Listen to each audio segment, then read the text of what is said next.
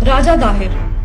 हम में से शायद ही कोई सिंध के इस महान योद्धा और शूरवीर के बारे में जानता होगा, क्योंकि वामपंथियों द्वारा लिखे गए हमारे इतिहास में ऐसे वीर सपूतों को वो स्थान नहीं मिल पाया जिसके वह हकदार थे।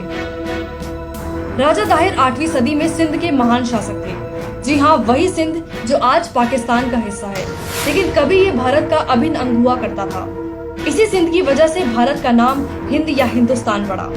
चक्रवर्ती महाराज दशरथ की पत्नी केकई भी इसी सिंध से थी। ऐसे में सिंध का भारतीय संस्कृति से पुराना नाता रहा है। राजा दाहिर सिंध के राजा चच के सबसे छोटे बेटे और ब्राह्मण वंश के आखिरी शासक थे। राजा दाहिर ऐसे पहले शासक थे जिन्होंने अपनी मातृभूमि की आन बान और शान की खातिर अरब आक्रांताओं से दुश्मनी मोल ली और युद्ध भूमि में उनको घुटने टेकने पर मजबूर कर दिया।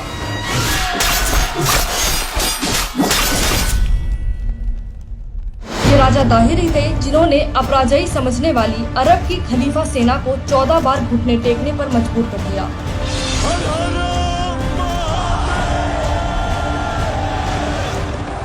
लेकिन 15वें युद्ध में देवल बंदरगाह के सूबेदार ज्ञान बुद्ध की गद्दारी के चलते राजा दाहिर को 17 साल के मोहम्मद बिन कासिम के हाथों हार का मुंह देखना पड़ा।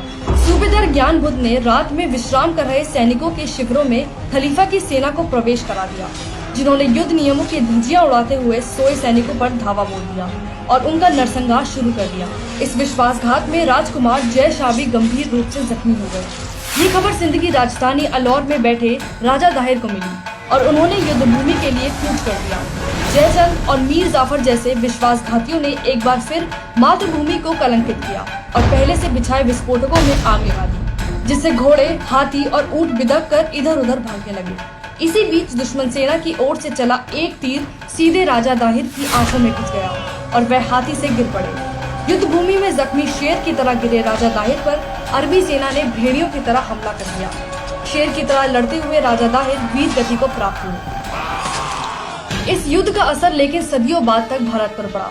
पाकिस्तान मूवमेंट के समय मुस्लिम लीग ने अरबी कासिम को अपना हीरो बनाया, जो आज भी पाकिस्तान अपना इतिहास कासिम के सिंध जीतने से शुरू करता है, साथ ही कासिम को पहला पाकिस्तानी तक बताता है। डॉक्टर अंबेडकर अपनी किताब पाकिस्तान में लिखते हैं, युद्ध जीतने के बाद मोहम्मद बिन कासिम ने राजा दाहिर के कटे हुए सर के साथ हज्जाज को एक पत्र भेजा था, जिसमें लिखा था, राजा दाहिर के भतीजे और योद्धाओं और प्रमुख अधिकारियों को ठिकाने लगा दिया गया है और मूर्ति पूजकों को या तो इस्लाम में दीक्षित कर दिया गया है, अन्यथा उन्हें तबाह कर दिया गया है।